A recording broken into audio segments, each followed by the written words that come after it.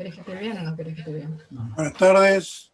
Buenas tardes. Buenas tardes a todos, bienvenidos. Lo que les vamos a pedir ahora en unos minutos iniciamos es silenciar los micrófonos.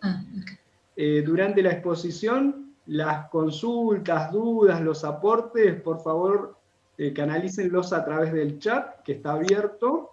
Y al finalizar vamos a ir volcando esas dudas, consultas y abriendo el diálogo, ¿sí? Esa sería la mecánica general. En unos minutitos, aguardamos un par de minutos más, son 6:01, que están ingresando otras personas, y va a dar el inicio nuestro decano. Gracias por aceptar. ¿Qué? Yo no te puse ya, si querés te pongo lo que te vean, ¿eh?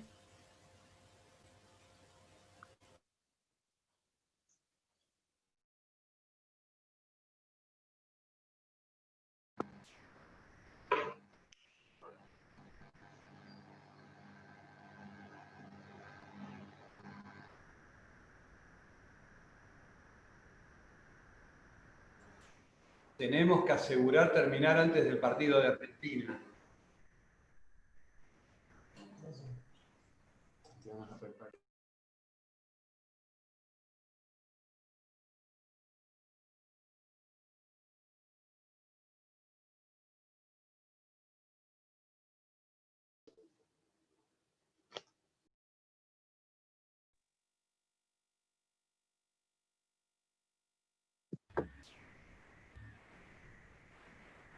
¿Qué dice? No sé.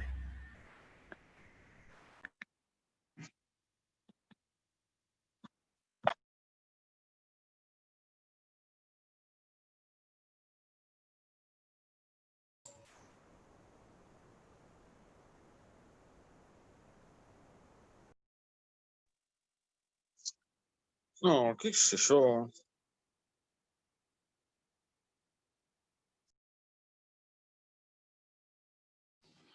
Cuidado porque hay gente que tiene el micrófono abierto y estoy tratando de silenciarlos a todos, pero no sé por qué hay algunos independientes que se me revelan y no los puedo silenciar. Así que cuidado.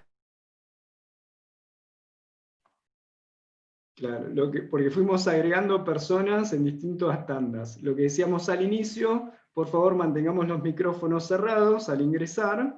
Ahora durante la presentación, canalicen las charlas, los invitamos a canalizar las consultas por medio del chat, y al finalizar la charla se va a abrir el diálogo, y ahí vamos a también exponer algunas de las preguntas que pusieron en el chat. En 2 minutos, ya son 6:03, en 2 minutos iniciamos.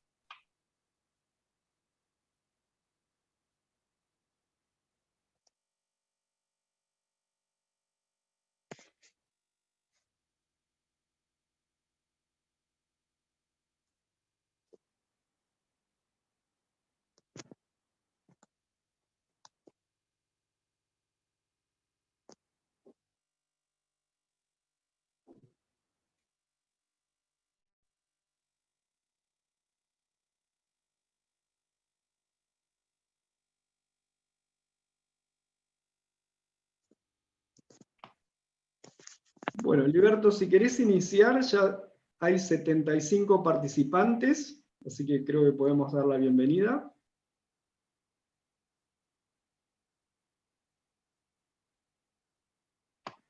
Estás muteado.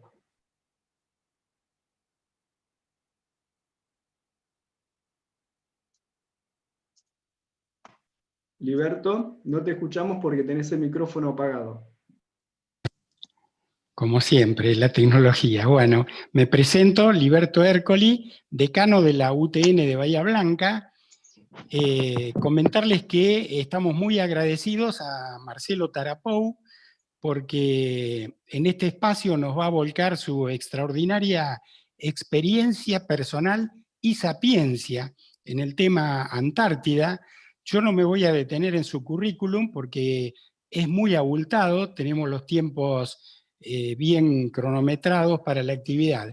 Sí comentarles que esta charla se enmarca dentro de un espacio institucional.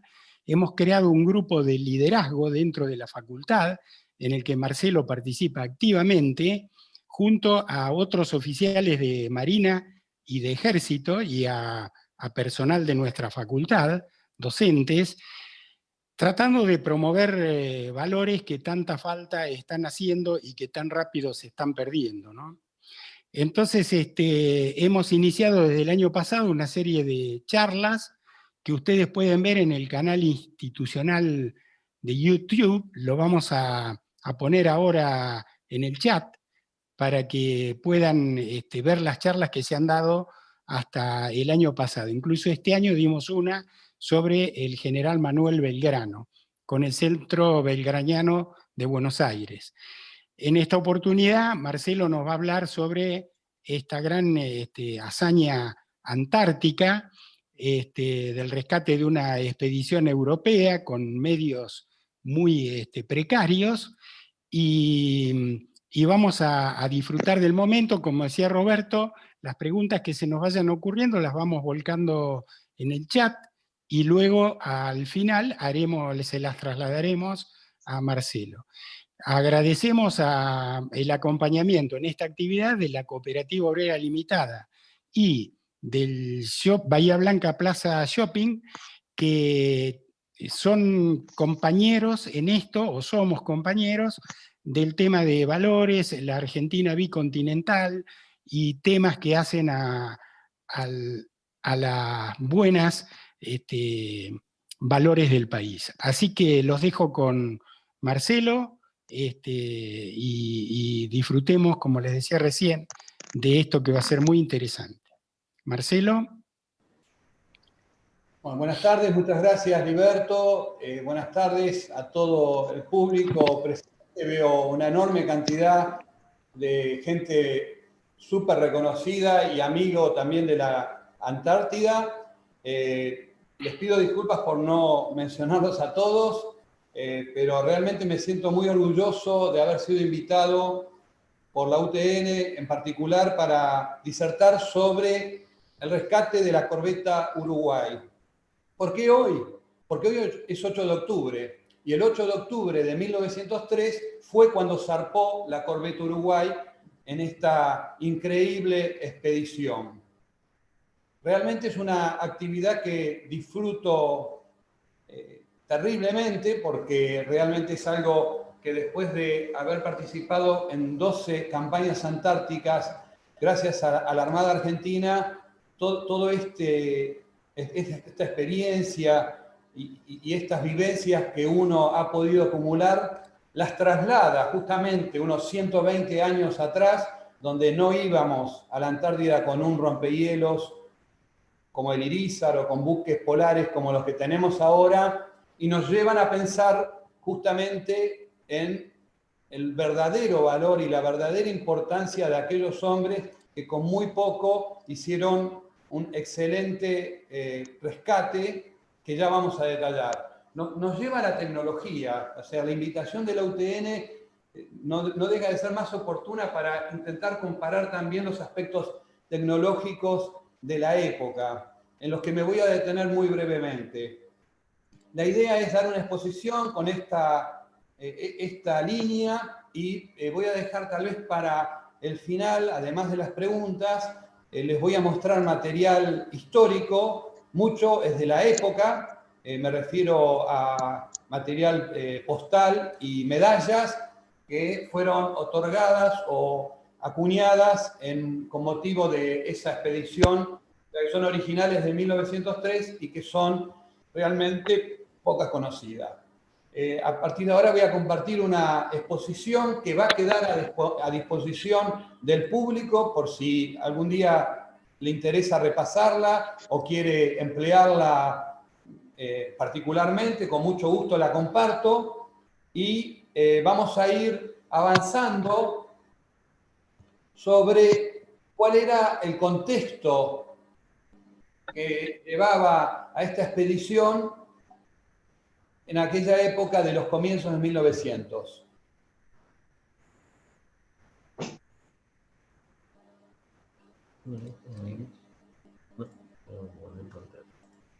Ahí pasamos. ¿Qué pasó? ¿También lo compartí? ¿Eh? Ahí voy a compartir. A ver. Ahí está. ¿Se ve la imagen? Sí, Marcelo, se ve muy bien. Sí. Bueno, por supuesto, no quería ya avanzar sobre la expedición, sino antes mostrar cuál es el escenario en el que se desarrolló esta actividad. ¿Y cómo nace? Nace, podemos decir, en 1899, durante un congreso de geografía que se desarrolló en Berlín, en Alemania, donde los países rectores, potencias en el mundo, decidieron que 1901 debía ser el año geofísico internacional de investigación en la Antártida. Para lo cual, en particular, 3 países se ofrecieron para realizar expediciones a la Antártida. Uno fue Alemania, el otro fue Reino Unido con Scott, y el otro, justamente, Suecia, con la expedición que hoy nos convoca. El doctor Otto Nordenskjöld, un sueco de larguísima experiencia, también descendiente de otros científicos de renombre, organiza una expedición para la cual adquiere un buque de origen noruego, el Antarctic, y que en especial lo tripula con el capitán Larsen, que era un experto marino noruego que ya había estado en la Antártida. Las imágenes que vimos muestran distintos formatos de hace muchos años. Estas estampillas, algunas son de la década del 40, la de la derecha es de la década del 60, donde ya a nivel nación se estaba intentando hacer visible que la Argentina es un país bicontinental. Y bicontinental implica el reconocimiento de la soberanía que nosotros tenemos sobre la Antártida. Y esta expedición tiene mucho que ver con todo eso. Estas también son imágenes de libros de la década del 60, donde se van comparando justamente cuál es el mapa que representa en sí a la República Argentina y cuál no. En pantalla al doctor Nordenskjöld, un gran explorador, un experto en geología, experto también en fósiles, que se había quedado apasionado por los descubrimientos que una expedición anterior había llevado a sus oídos, y entonces eligió ir a la isla de Cerro Nevado, que ya posteriormente vamos a ubicar en el mapa, con una expedición de 5 hombres.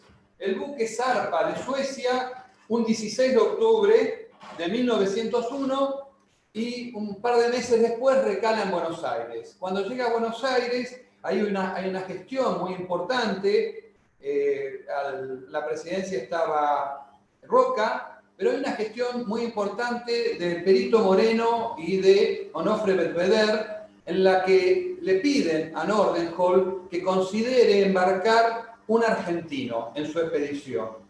La historia dice que en principio Nordenskjöld no tenía ganas de aceptarlo y medio que tomó distancia y difirió la decisión hasta que le insistieron y le presentaron al que había sido previamente seleccionado, y me refiero al alférez José María Sobral, un joven oficial de Marina de apenas 21 años de edad. Nordenskjöld aceptó que le presentaran a Sobral, pero todavía no había decidido aceptarlo porque consideraba que el grupo con el que iban a invernar, iban a pasar un año, ya estaba consolidado, y que traer un extranjero que además no dominaba el idioma y que además no tenía experiencia en exploraciones en el frío, les iba a generar un problema. La historia dice que cuando Sobral y Nordenskjöld se estrecharon la mano, los ojos de Sobral convencieron con una mirada llena de energía a Nordenskjöld, y Nordenskjöld en ese momento, y luego de una pequeña charla, aceptó incorporarlo como miembro. Entonces, A partir de ahí se produce con una velocidad impresionante el pertrechamiento del Antártic, llevándose material que le facilita a la Argentina como parte del apoyo a la expedición. Y la anécdota, que esto no es de común conocimiento, pero vale la pena pensar, esto estaba ocurriendo en diciembre de 1901, diciembre, verano de Buenos Aires, imagínenselo a Sobral yendo a comprar ropa de abrigo. Cuenta la historia que las sastrerías no tenían más que trajes y algún sobre todo que le había quedado de la temporada invernal, y fue con eso y algunas otras cosas que pudo recoger Sobral que se fue a la Antártida. El buque zarpa, hace una escala en Malvinas, luego pasa por Isla Año Nuevo, donde la Armada, como parte del apoyo al Año Geofísico Internacional, había instalado un faro justamente en la isla Año Nuevo, que servía para comparar los elementos y los instrumentos náuticos, como el compás magnético y los cronómetros, para corregir los que estaban a bordo, por supuesto teniendo más precisión los que estaban en la isla, y así tener precisión en los relevamientos que iban a realizar a futuro con la tecnología de la época. Lejos de un GPS, teníamos mediciones de sextantes, octantes y alguna otra medición de magnetismo terrestre, con la precisión de 1900.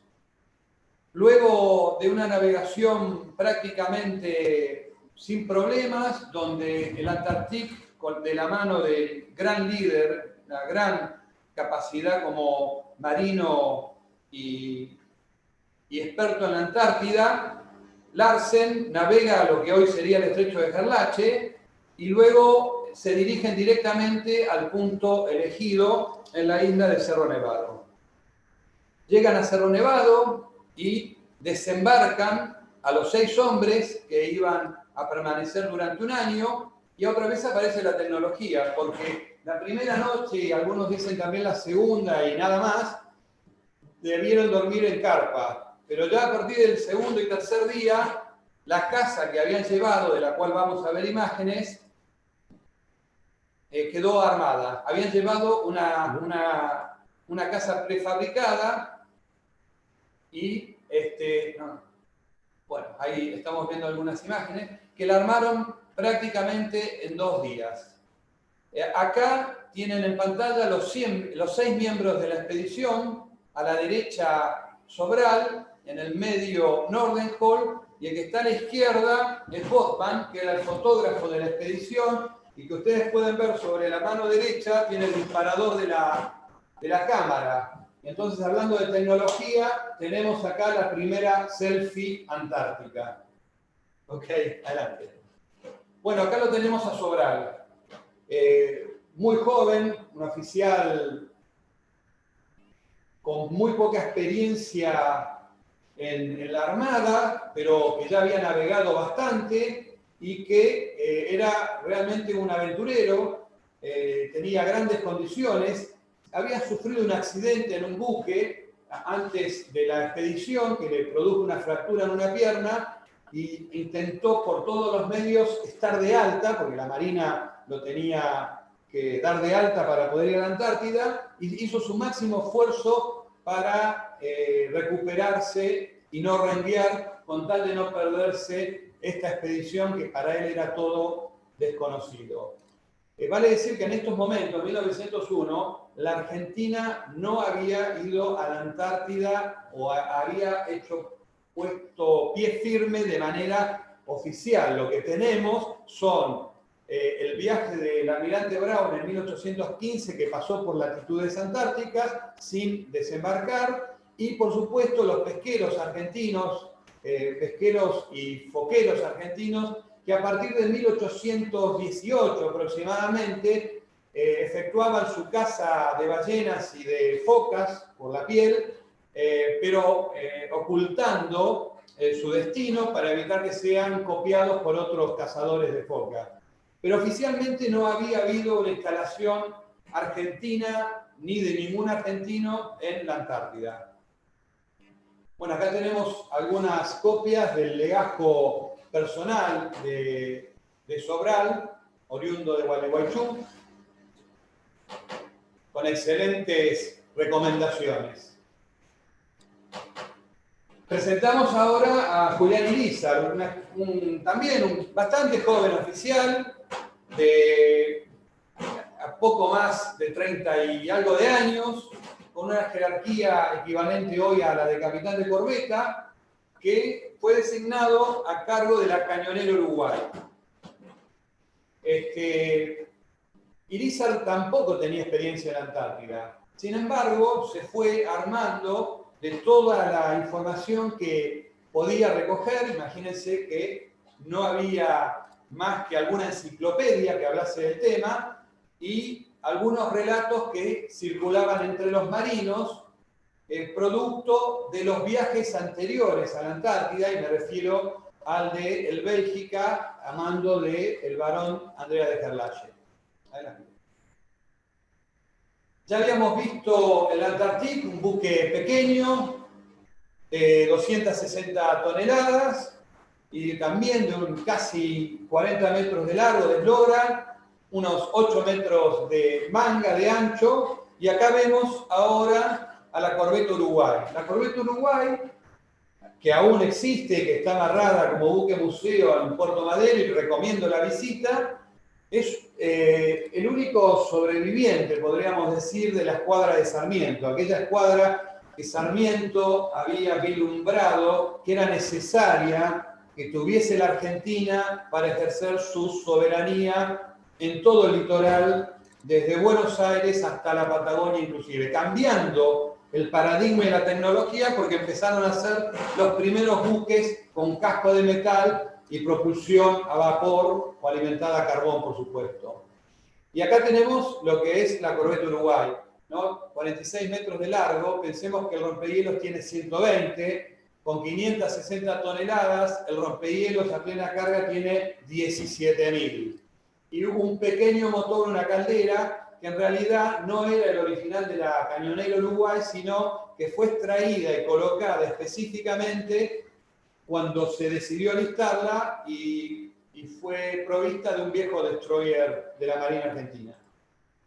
Acá la vemos en plenas reparaciones, donde lo que conviene resaltar es que tanto la proa como la popa sufrieron una extensa modificación para cubrirlos de los embates del mar. Entonces se va a ver que tiene como un lomo de ballena tanto en proa a popa, y la protección de la timonera y la colocación de un barril en uno de los mástiles como nido de cuervos para la observación a la máxima distancia posible de los hielos, que era toda experiencia de otros buques.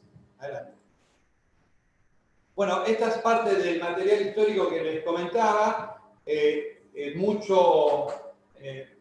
Mucha publicidad a nivel mundial, o sea, pese a que no tenemos la facilidad de lo que es hoy la Big Media, las grandes cadenas y las grandes formas de intercambiar información, la expedición tanto de Nordenskjöld hacia lo que se llamaba Polo Sur, por más que no iban al Polo Sur geográfico, pero la Antártida era como decir, nos vamos hacia el Polo Sur, tenía muchísima difusión en periódicos, en revistas y en postales.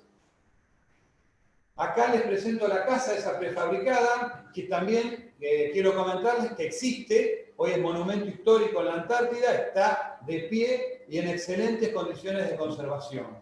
Esta foto es original de la época, entonces se puede ver justamente cómo estaba armada, cuáles eran las dimensiones aproximadas para que pudiesen vivir 6 personas durante un año. Adelante. Una foto actual tomada en el año 2017. Sí. Otra vez. El interior, con algunos cuadros que son, por supuesto, modernos, ilustrativos. Adelante. Adelante.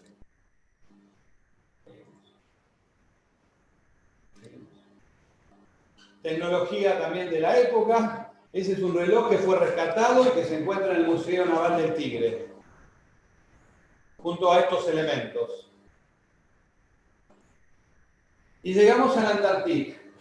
Este es el buque y es parte de una imagen real cuando, ¿qué pasó? Habíamos dicho que el Antártica dejaba a los 6 hombres en el no-kill y con la promesa de volverlos a buscar al año siguiente. Los dejó aproximadamente en febrero de 1902 y quedaron que para al año siguiente, febrero de 1903, los vendría a rescatar por el mismo lugar.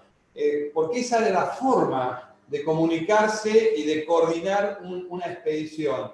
No se muevan de acá, que yo los voy a venir a buscar acá. Pero además se tomaron un margen. Dijeron, si para el 1 de abril no tienen novedades, o sea, el buque le decía a la expedición, a Nordenskjöld, si para el 1 de abril no nos ven, es porque nos pasó algo.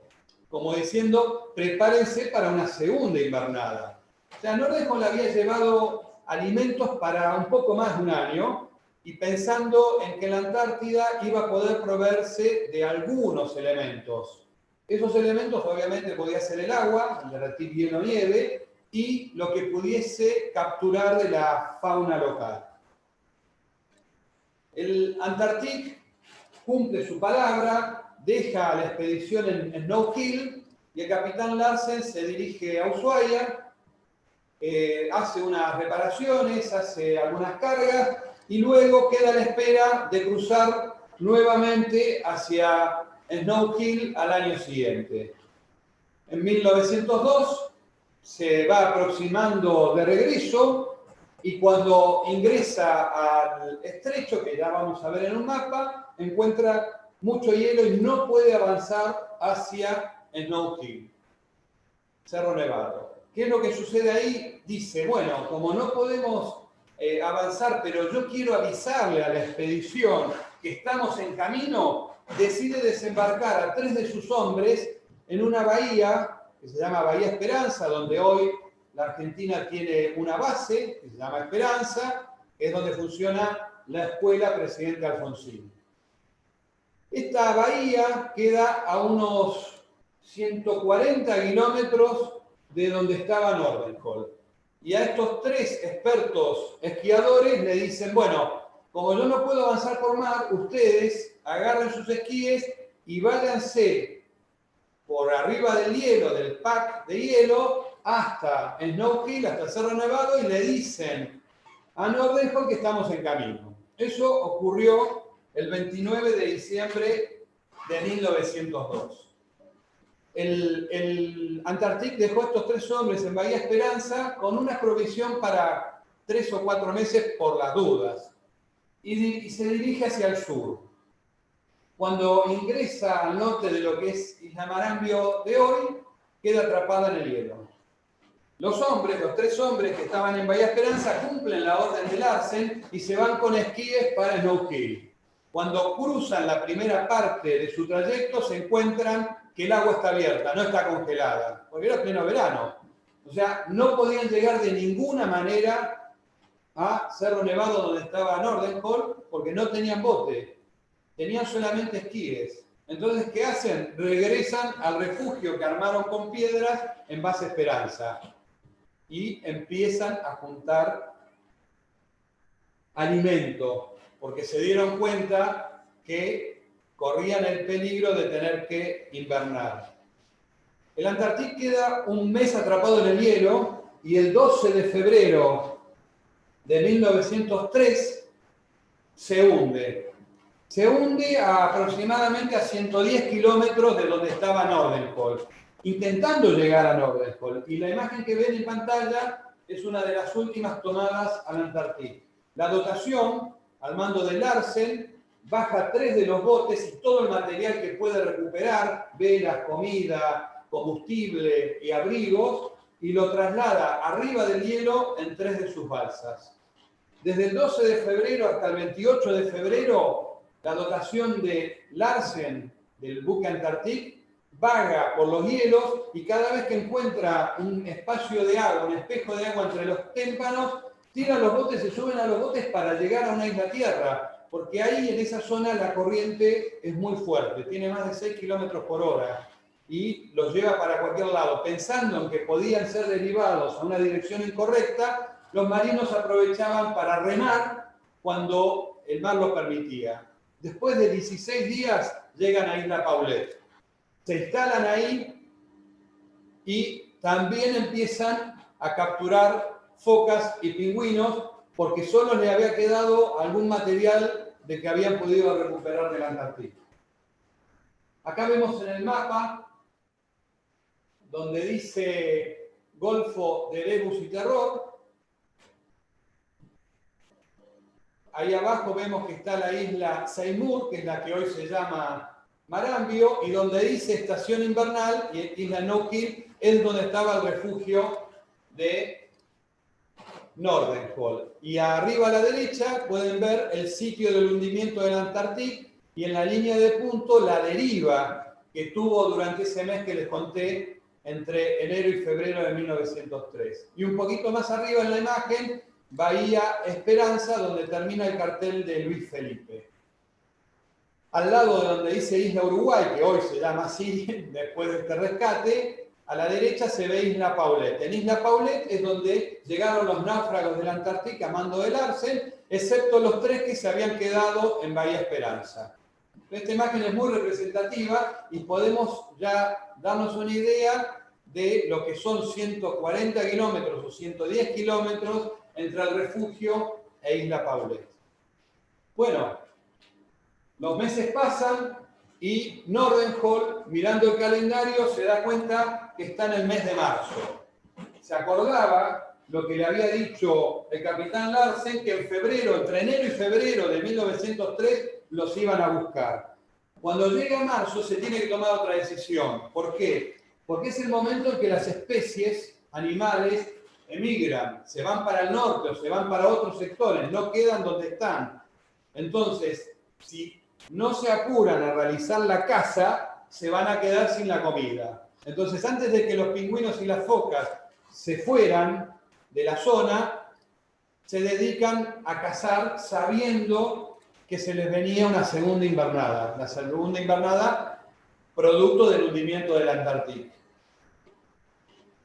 Con buen criterio, acumulan gran cantidad de este tipo de alimento, toman algunas decisiones sobre los perros que tenían, que los usaban para hacer sus expediciones en trineo, como la que ven en la imagen, en flechas y líneas negras. Esas fueron las distancias prácticamente máximas que alcanzaron durante la invernada, y siguieron trabajando en la obtención de datos científicos y de fósiles, de la cual la zona es terriblemente rica, haciendo mediciones astronómicas y de magnetismo, pero con la mente en que se iban a tener que quedar un año más porque no tenían noticias del Antártico. Se supera el mes de abril, se supera el mes de mayo, y ahí ya totalmente descartaron la posibilidad del rescate. ¿Por qué? Porque el mar se vuelve a cerrar por el comienzo del invierno antártico. Esas mismas noticias, o faltas de noticias, en este caso de la expedición del Antártic de Larsen, disparan en el mundo la orden y el pedido de enviar expediciones de rescate. ¿Por qué? Porque temían lo peor.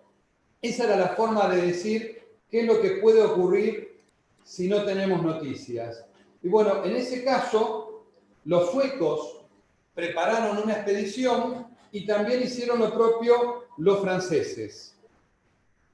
La Argentina toma el compromiso y dice, nosotros también vamos a participar. Y a partir de ese momento comienza el alistamiento de la Cañonera Uruguay, donde se le cambia el aparejo, se le refuerza el casco, las otras modificaciones que ya vimos, se le aumenta la capacidad de carbón y de agua, y se arma la dotación con la nueva maquinaria.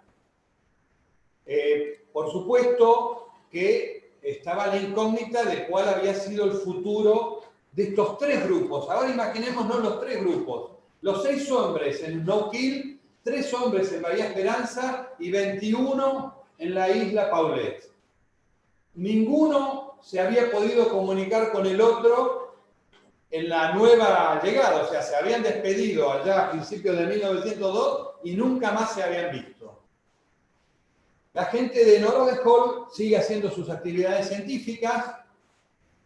En Isla Paulet es una isla muy chiquita, de vestigio volcánico, no hay mucha posibilidad de hacer nada, rodeada de hielo, totalmente aislada. Conservan los 3 botes y los arreglan, en particular al más grande de ellos, y la gente de Esperanza también, aislados, buscando capturar focas y pingüinos, y durmiendo en una choza de piedra que apenas entraban los 3 acostados. O sea, no tenían más espacio que el que ocupaba los 3 cuerpos para dormir. Hecha con piedras del lugar. Francia manda la expedición, Suecia larga su expedición y la Argentina, el 8 de octubre, también larga su expedición. 8 de octubre de 1903, la corbeta Uruguay zarpa. Acá tenemos una imagen aérea de la casa de Nordenskjöld. Seguimos. Ahí tenemos una imagen de Sobral con los elementos científicos de la época, tomando mediciones de sol. Seguimos. Este es el refugio donde vivieron los 3 hombres en Esperanza. Seguimos. Ahí tienen lo que yo les había comentado, el croquis de cómo debían vivir en esa choza de piedra en Bahía Esperanza. Acá la tienen. Seguimos. Bueno, este es un documento histórico que durante el rescate de 1903, la Cañonera Uruguay, como ven en el sello ovalado, deja como testimonio de lo que había hecho y en particular dejando también una cantidad de elementos para la supervivencia, ¿no es cierto? Ahí lo ven, que curiosamente deciden escribirlo en inglés y está firmado por Julián Irizar. Ese documento es importante porque es el primer documento oficial, ¿no es cierto?, escrito y con un testimonio muy importante de lo que fue este rescate. Bueno, estos 3 señores, ¿quiénes son? Estos 3 señores son los que estaban viviendo en Bahía Esperanza, pero que cuando vieron que el mar se había congelado, decidieron ponerse los esquíes allá por el mes de octubre de 1903 y decir, acá donde estamos nadie sabe más que el Antártic que estamos acá. Pero si el Antártic se perdió, nadie nos va a buscar acá en Bahía Esperanza. Entonces, corremos ese riesgo, que no nos busquen, por más que el Antártic sabía, por supuesto, que estaban ahí. Y deciden intentar llegar hasta el refugio de Nordenskjöld. Cuando van en dirección al refugio de Nordenskjöld, de casualidad se encuentran con miembros de la expedición de Nordenskjöld que estaban haciendo observaciones, que a la distancia dicen, son pingüinos, una cosa así, no se habían reconocido. Y de repente estos 3 hombres, junto con los miembros de la expedición de Nordenskjöld que estaban en la isla de Seymour, ahí más al norte, todavía en un lugar que hoy se llama Cabo Feliz Encuentro, porque se produjo este encuentro, ahí en proximidades de Isla Vega, vuelven a el refugio de Nordenskjöld a Isla Nevada. O sea, miren la cara, el cutis curtido por la grasa quemada como única fuente de calor, y por supuesto el cabello y la barba. Bueno, el cabello me encanta a mí, excelente estilo. Pero bueno, fantásticamente llegan hasta la casa de Nordenskjöld en un encuentro casual. Imagínense, 140 kilómetros de distancia, una expedición se larga para el sur y en camino se encuentra con otra expedición. Una gran casualidad, pero no la máxima, ya vamos a ver por qué. Estas personas llegaron hasta Snow Hill y, por supuesto, le cuentan a Otto Nordenskjöld que habían sido dejados en Bahía Esperanza porque el Antártic había tenido dificultades para avanzar hacia justamente Cerro Nevado. y Nordenskjöld le dicen, acá nunca llegó. Se incorporan a la pequeña casa y deciden seguir esperando. El 8 de octubre vemos ahí en pantalla al presidente Roca despidiendo a la Corvette Uruguay del puerto de Buenos Aires y toda la gente se puede ver en los muelles pensando en que esto era una expedición imposible. Algunos autores la comparan casi, les diría, a una expedición a la Luna. Yo creo que por ahí no era exactamente tanto, pero en cuanto a la posibilidad, probabilidad de lograr el rescate y la poca experiencia que se tenía en el momento, era algo muy difícil de llevar. Pero la Armada Argentina había preparado a muchos de estos hombres en las artes de la navegación. Entonces, acá el presidente Roca despide al almirante Irízar y además el almirante Irízar recibe, no la vamos a leer, estas instrucciones que fueron entregadas por el ministro de Marina diciéndole qué era lo que tenía que hacer. Y entonces ahí ven que dicen, bueno, ya se pasó el 30 de abril, que era lo que estábamos pensando en que podía llegar a haber alguna novedad de la expedición de Nordenskjöld. Armamos este buque y le vamos a poner a bordo, le pusimos a bordo todo lo que necesita usted para irse 30 meses. O sea, a Irízar le dan una misión de 30 meses para asegurar lo más posible que encuentre la expedición. Pero además le dice, usted pasará por Isla Año Nuevo, va a recoger a un oficial, va a ir hasta Ushuaia y cuando llegue a Ushuaia va a esperar hasta los primeros días de noviembre a que lleguen las otras expediciones, las que yo había mencionado, la de Suecia y la francesa. Exactamente es lo que hace Irízar. Zarpa de Buenos Aires, como les dije, el 8 de octubre y llega a Ushuaia el 22 de octubre aproximadamente. Amarra y se queda esperando la llegada de las expediciones. Siendo el 1 y el 2 de noviembre, no hay novedades de esa expedición. O sea, la Corvette Uruguay llega el 20 de octubre a Ushuaia, espera las expediciones de rescate enviadas por los otros países, ellas no aparecen a esa fecha y cumpliendo la orden decide zarpar. ¿Cuál era la idea? Distribuir las áreas posibles de búsqueda, porque los mapas que en ese momento se tenía de la Antártida eran apenas unos croquis. Entonces, bueno, ¿cuál era la idea? Ustedes busquen en tal lugar y nosotros buscaremos en estos otros. Lamentablemente, los buques llegaron mucho después y Irízar, cumpliendo la orden, decide zarpar hacia el punto que él tenía graficado en un croquis, que era Cerro Nevado. El 2 de noviembre tiene buen tiempo, pasamos.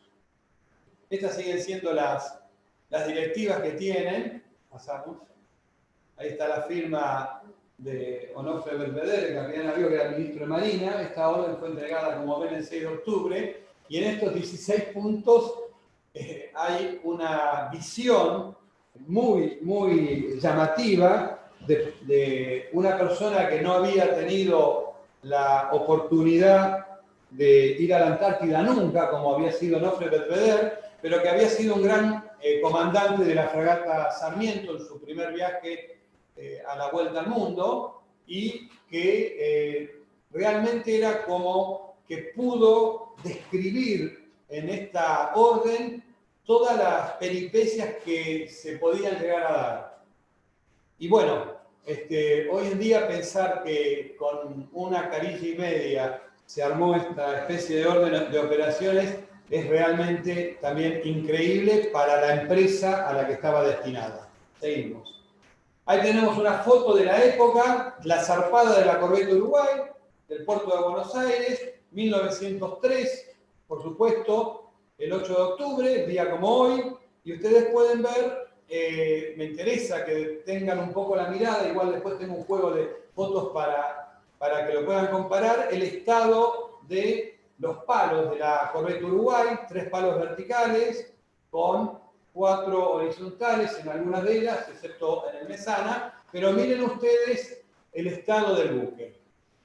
El júbilo en la gente, zarpa una expedición argentina al Polo Sur a rescatar a la expedición sueca, a la que yo siempre agrego que también a lo noruego, a la expedición, a la tripulación propiamente dicha del Antártico, que también estaba en peligro. Avanzamos. Bueno, esta foto un poquito de peor calidad, pero es para mostrar también la zarpada y ver la cantidad de gente que estaba agolpada en el puerto de Buenos Aires. Una foto de la Corvette Uruguay. Esta me interesa también que vean en el palo mayor el barril, que era el nido de cuervo, para poder poner el vigía ahí. Y finalmente, el 7 de noviembre, habíamos dicho que zarpada de Ushuaia, el 7 de noviembre, la Corvette Uruguay llega a la isla que está al norte de Cerro Nevado, que es la que hoy llamamos Marambio, y decide desembarcar 2 personas. Desembarca el propio Irizar y otro oficial de la plana mayor que se llama Yalur. Desembarcan porque vieron sobre la playa una especie como de carpa. Entonces, ¿qué hacen? Se dirigen a la carpa y dentro de la carpa encuentran a 2 de los miembros de la expedición sueca que estaban en Marambio haciendo mediciones y recolecciones de carácter científico. Entonces, estaban dentro de la carpa descansando y bueno, y lo ven llegar a Irizar y a Yalur y no lo podían creer. Entonces le explica a Irizar: nosotros estamos cerca con la Corvette Uruguay, venimos, somos compatriotas de Sobral, venimos a ver dónde está Nordenskjöld. Y ellos le dicen: nosotros somos miembros de la expedición y estamos bien, pero estamos en la otra isla. Entonces, en ese momento, toman la decisión y dicen: bueno, vamos hasta donde está el refugio. Desconozco realmente si se habían dado cuenta del esfuerzo que iba a significar eso, porque les llevó 6 horas de esquí a las 4 personas, pensando sobre todo en Irizar y Yalur, que no tenían la experiencia de los escandinavos. Mientras tanto, la Corvette Uruguay zarpa a mando del segundo, el teniente Armelo, que intenta bordear los hielos y llegar a Cerro Nevado. La imagen que ven en pantalla es un cuadro pintado por una artista rumana y que ha tenido la gentileza, son 3 imágenes, de generar la secuencia del rescate.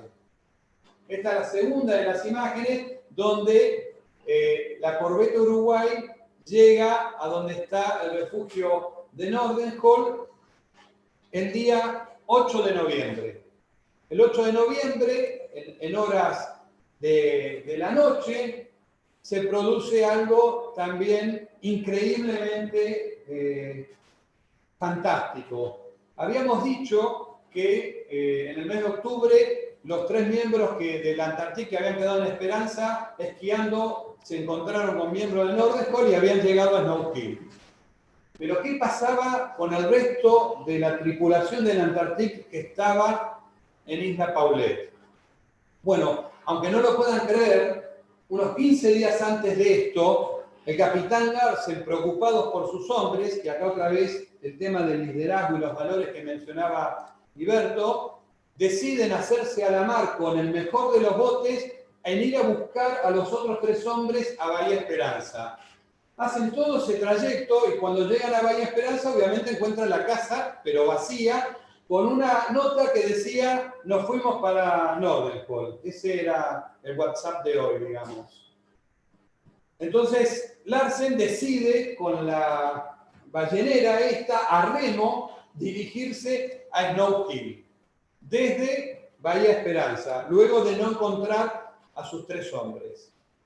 Ahora, aunque no lo puedan creer, llegó el 8 de noviembre a las 10 de la noche a Snowkill, el mismo día que llegó la Corvette Uruguay. O sea, se produce el encuentro primero de Irizar y Yalur con los 2 miembros en la isla que está al norte, esquían 6 horas, llegan hasta la casa en Snowkill donde estaban los 3 miembros que habían venido de esperanza, y cuando era de noche y estaban en la casa, escuchan ladrar a los perros y escuchan un murmullo y le dicen, está Larsen afuera.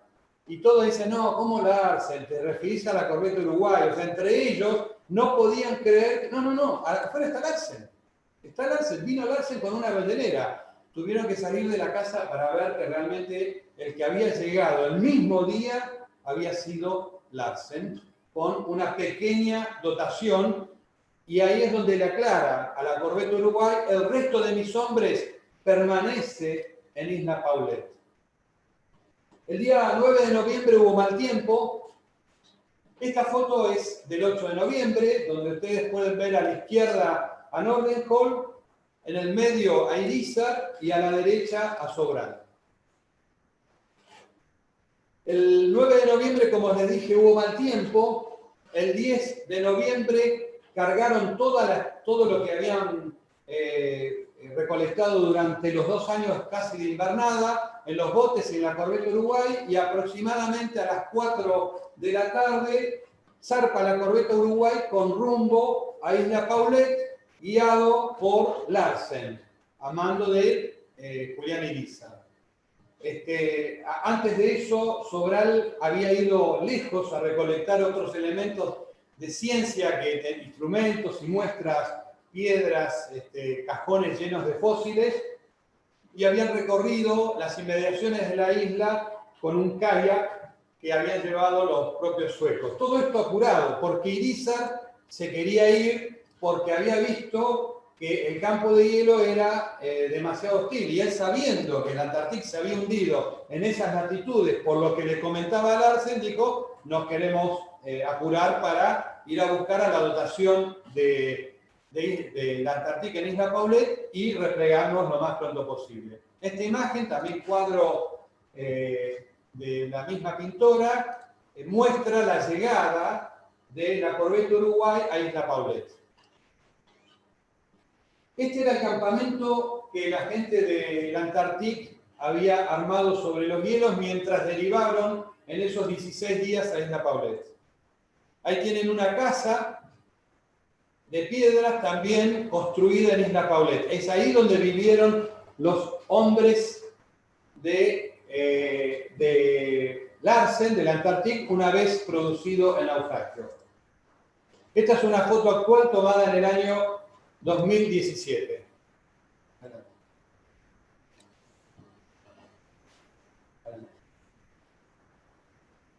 Estos son los restos de la casa de Larsen en 2017. Y avanzamos una más. Y esta es la placa que se colocó, donde a la izquierda van a ver que habla de una tumba, porque lamentablemente el 7 de junio de 1903 fallece un marinero noruego de un problema cardíaco, por más que era muy joven, 22 años, y quedó enterrado ahí en Isla Paulet. Bueno, ahora ¿qué hacemos? Llegamos al regreso. La corbeta Uruguay ahora está ingresando al puerto de Buenos Aires, al mismo que lo había visto zarpar el 8 de octubre. Bueno, esta foto es ya del 2 de diciembre. El 2 de diciembre la corbeta Uruguay, maltrecha, les pido que centren la atención sobre los mástiles. Ven cómo están los dos más importantes totalmente partidos. ¿Qué había pasado? Cuando salieron de la Isla Paulet, al día siguiente tuvieron un temporal cruzando el mar que separa la Antártida de la Patagonia, de Tierra del Fuego, el mar de Oces, o también el pasaje Drake, como es conocido. El temporal fue tan grande que quebró los dos mástiles principales, dañó el tercero, y tuvieron que subirse a los palos con hacha para cortar el resto de los palos, los cables y las velas, para arrojarlos al agua, porque la corbeta Uruguay estaba muy escorada y en pleno temporal tenía peligro de hundirse. Esa maniobra la realizaron tanto los marinos argentinos como los marinos del Antártico, que se ofrecieron a subir a los palos. Se distribuyeron, uno el palo mayor, el otro el trinquete, y cortaron todos los restos, lanzándolos al agua para que la corbeta Uruguay recuperara su estabilidad. De ahí se dirige, cruza el Drake o el Mar de Oces y hace escala en lo que hoy es Puerto de Santa Cruz, donde avisan por medio de un telegrama que están todos rescatados y mandan, es decir, si bien llegan a Puerto de Santa Cruz, la oficina del telégrafo estaba en Río Gallegos. Esto es para seguir el hilo de la tecnología del momento. Y desde Río Gallegos se manda un telegrama a Buenos Aires y otro a Suecia, dando la noticia del rescate. Ahí ven la corbeta Uruguay zarpando con todos los palos, avanzamos. Ahí ven la corbeta Uruguay de regreso el 2 de diciembre con los dos primeros palos totalmente destruidos. Ahí la misma corbeta Uruguay que estaba engalanada como podía, con los palos realmente dañados, ingresando al puerto de Buenos Aires, 2 de diciembre de 1903. Y estas son imágenes de dos diarios franceses, diarios originales, ahí pueden ver la fecha, 6 de diciembre de 1903, 13 de diciembre de 1903, de lo que fueron portadas en Francia. Lo que yo les comentaba de que toda la expedición había llamado la atención, bueno, imagínense muchísimo más cuando se produjo el rescate. Por supuesto que con la llegada del 2 de diciembre se escribieron cantidades de páginas en todos los medios y la misma autoridades argentinas le dieron la bienvenida. En esa oportunidad el presidente Roca no pudo recibirlo porque había fallecido el hermano. Entonces, por supuesto, lo recibió el ministro de Marina con esta nota de felicitación. Avanzamos. Acá tienen las imágenes, también históricas. Cómo lo llevó Caras y Caretas, 5 de diciembre de 1903. Estas son caricaturas de Cao, famoso dibujante, y lo vemos a Sobral a la derecha con el sobre todo y el abrigo que había podido comprar allá en diciembre en Buenos Aires. No obstante, los suecos de la expedición le donaron parte de su equipamiento personal, de su vestimenta, y además empezaron a armar con la piel, el cuero de foca, otros abrigos. Imágenes originales, las que ven a Roca es la zarpada, el resto son postales que se fueron emitiendo.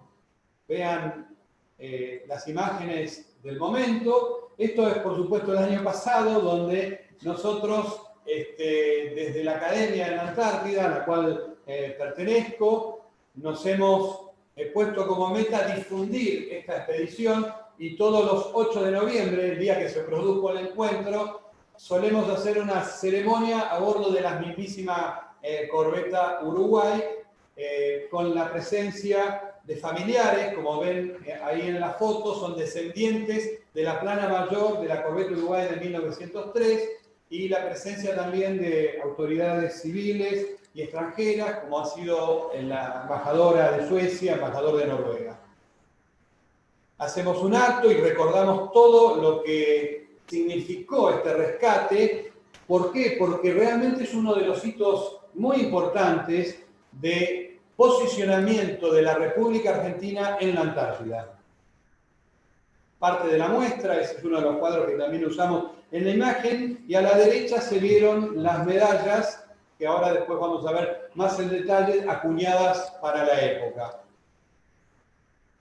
Y estas siguen siendo páginas, por ejemplo, de Caras y Caretas, a posteriori del rescate. Algunas imágenes ya las hemos visto también. Otra caricatura, en este caso Nordenholm, lo que significó la serie de conferencias, las anécdotas dicen por el mismo Sobral, que tenían tantas y tantas y tantos agasajos que no pudieron durante 10 días prácticamente dormir, y que iban de un lugar a otro para contar las historias que habían recolectado, las peripecias, y que la gente no se cansaba de escuchar el relato fantástico del rescate de la corbeta Uruguay y de la coincidencia de que los tres se encontraran el mismo día. ¿Y por qué? Porque piensen una cosa, si Si la corbeta de Uruguay hubiese llegado el 6 de noviembre a Snow Hill, por ahí no se encontraba con Larsen y la ballenera. Por ahí no se veían. Podrían haberse no cruzado. Hubieran rescatado, tal vez, a la expedición de Nordenhall y no a la de la Antártica. Esta coincidencia es realmente digna de películas. Otras imágenes, algunas de estas están en el Museo del Tigre. Y acá les he dejado algunas de las frases más simbólicas de los miembros que estuvieron en la expedición, porque realmente representan el sentir del momento, ¿no? Ahí tienen frases de Nordenhall, de Sobral, de Karl Skodberg, que también estuvo en el Antártico, por supuesto, y de los sentimientos más profundos que llevaron a vivir esos momentos. O sea, realmente era muy, muy difícil que se pudiese encontrar a todos los miembros, excepto lamentablemente el marinero que les comenté que falleció, con vida, dispersos en 3 grupos y que confluyeran de alguna manera en un solo grupo el mismo día con únicamente diferencias de horario. Yo creo que si lo quisiéramos reproducir hoy no lo logramos. Acá tenemos la dotación de la corbeta Uruguay, parte de ella, y el fin de la exposición, quedando en este momento abierto para alguna pregunta, alguna consulta, y una vez que finalicemos eso, pasaría, si quieren, a mostrarle algún material histórico. Bueno, me dicen aquí los administradores de la conferencia que no tenemos preguntas en el chat. A ver, veo aquí, no, estaban agregando correos electrónicos, así que yo te diría, Marcelo, que si querés mostrar este material que vos decías, ya estaríamos después. Déjame cámara. ¿Sigue abierto el micrófono? Sí, sí, te estamos escuchando. Bueno, déjame la cámara. Ahí está, ahí lo veo. Bueno, ahí lo veo al doctor Miguel Ángel de Marco del Instituto Nacional Browniano, del cual soy miembro también, así que le agradezco. Carlos Bailo también lo veo. Benito Correnti, o sea, el director de la Escuela Naval, Capitán Romay. Bueno, acá ven una medalla hecha por la comunidad vasca en honor a Elízar, que tenía esa descendencia, original de 1903. Como estas se han acuñado realmente muy pocas, con el escudo nacional también. Y si ustedes leen, hablan de, si se llegase a leer, si no la voy a leer yo, de lo increíble de la expedición y del rescate, muchas veces reflejado también en la importancia de la ciencia. En este caso, la última que mostré es la colonia argentina del Paraguay, medalla dedicada a Julián Irízar por la humanidad y por la patria. Otra más, acá estas son muy raras, por eso quería compartirlas, quería que la viesen. No son comunes verlas. Ahí hago foco, muy bien. Honor al capitán de la nave argentina que libertó a los héroes de la ciencia. Por ejemplo, esta también es muy curiosa, chiquitita de acá, con el perfil de la corbeta Uruguay y que es una propaganda de los cigarrillos París. O sea, esto es para de alguna manera poner en marco lo importante que fue en cuanto a la repercusión mundial, porque era alguien, cuando se contaba la anécdota, nadie lo creía, nadie podía entender cómo se había encontrado estos 3 grupos y prácticamente rescatado a todos. Bueno, esta es otra medalla, y lo interesante de esta medalla es ver que la acuñación responde al perfil de la... Ahí está. Totalmente sin los palos. O sea, esta está extraída de la foto de cuando el buque llegó a Buenos Aires en 1903, el 2 de diciembre. O sea, está, como decimos, desarbolada. En este caso es del asilo naval a los salvadores de la expedición de Nordenhall. Eso es algo que también intento repasar. Acá hay otra, ahí está, se ve que está sin los palos. Intento repasar que Irizar no solo rescató a Nordenhall, sino que también rescató la tripulación completa del Antarctic, ¿no es cierto? Salvo, ya les digo, ese marino. Hay algunos videos en YouTube sobre esto. Hay una película hecha por un gran amigo mío, ya ahora desaparecido, que es Fred Goldberg. Y como adelanto, les puedo contar que se está editando una nueva película que tiene que ver con esto del rescate de la Corvette Uruguay y del refugio Suecia. Esta medalla fue acuñada en el centenario del rescate por la Embajada de Suecia. Y después, por ejemplo, como para que vean la imagen otra vez, en postales de la época, son postales originales del hundimiento de la Antarctic. Además, por supuesto, hay muchísima filatelia de distinta data. Acá tienen el Antarctic. Y tal vez lo más curioso de una pieza que pude rescatar, que estaba en Alemania, es esta, que lo único que tiene que ver con la Antártida es la firma, que ahora la vamos a ver acá, en el sello, que es de Encarnación Virasoro. Encarnación Virasoro fue, a partir del 17 de mayo de 1905, la esposa de Julián Irizar. Así que es una pieza muy rara que realmente di de casualidad con ella. Bueno, Liberto, señoras, Sí. señores, si hay alguna pregunta, con mucho gusto. Le pido disculpas por haberme extendido un poquito más en el tiempo, pero creo que vamos a ver el partido de Argentina con tranquilidad. Tengo aquí, Marcelo, en el chat infinidad de felicitaciones por la exposición, por las medallas que no conocían. La única pregunta que estoy viendo es ¿cuántos eran en la dotación de la Corvette Uruguay? Bueno, perfecto. La plana mayor era alrededor de 9 personas y la dotación, hay distintas versiones. En algunos casos hablan de alrededor de 23 personas, pero es un número que está discutido. O sea, no tengo exactamente el número completo. El buque tenía una capacidad mayor a esa porque estaba también pensado para entrenamiento, de dotaciones, etcétera, etcétera. Hoy se lo puede ver todavía con el sollado en proa donde iban colgados los COI. Pero esos son los números aproximados. Lo que sí puedo mencionar, que dentro de la plana mayor, además de que había un médico, hubo un oficial de la Armada de Chile invitado. De los miembros más conocidos de la plana mayor, además de Irizar, que ya lo mencionamos, Hermelo como segundo, Flis, Yalur, López de Bertodano,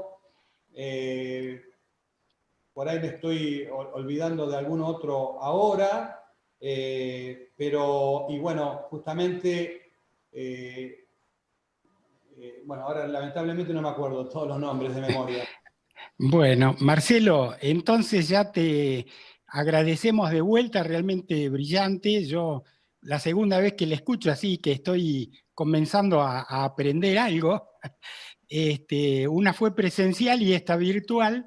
Espero que para la tercera ya tenga más conocimiento incorporado. Yo no quiero despedirte sin reconocer públicamente tu bonomía, tu gran participación en este grupo de la facultad y tu última gran gauchada que nos hiciste institucionalmente cuando empezó la pandemia y no teníamos un grupo de investigación queriendo desarrollar un respirador y no teníamos una bolsa que se usa en ese tipo de equipamiento. La buscamos en los hospitales de Bahía, de la zona, todos los colegas médicos conocidos, amigos, no la conseguimos. Lo último que se me ocurrió, acudir a Marcelo pensando en la base naval y a las 24 horas me dice, tengo una. Le digo, bueno, ¿cómo hacemos para que me la des? Porque era la peor etapa de la pandemia. Y dice, te la mando a tu casa. Así que bueno, Marcelo, esto es un acto de justicia y de agradecimiento. Bueno, por último, esto va a estar en nuestro canal de YouTube, en el mismo lugar que les acabo de compartir.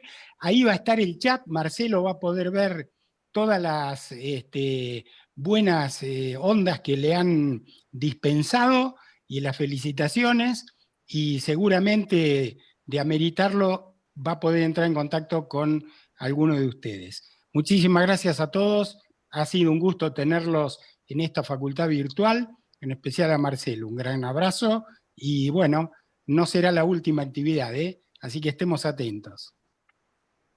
Bueno, muchísimas gracias a todos, particularmente por la invitación, y como verán, me cuesta hablar un poquito. Bueno, a ver el partido. Chao, Marcelo, un abrazo grande, adiós a todos. Gracias, gracias a todos. Adiós.